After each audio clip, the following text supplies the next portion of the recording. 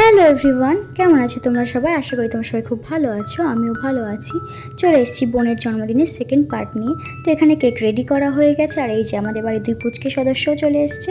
তো একসাথে মিলে ওরা সবাই কেকটা কাটলো, তারপর একে অপরকে কেকটা খাওয়ালো। আর আমাদের বাড়ির 2 পুচকে কিন্তু খুব খুশি, খুব আনন্দ করছিল। তবে সবাই সবাইকে কেক খাওয়ালাম, আর মাও একটু দুষ্টুমি করে বোনের গালে কেক মাখিয়ে দিয়েছে। তারপর 2 পুচকেকে কেক খাওয়ালো। তবে বাচ্চারা কিন্তু অন্য খাবার থেকে কেকটাই বেশি ভালোবাসে। যাই হোক, তারপর বোন ওদেরকে রিটার্ন গিফট দিল, আর এই যে পুচকে দুটো বোনুকে গিফট দিয়েছিল।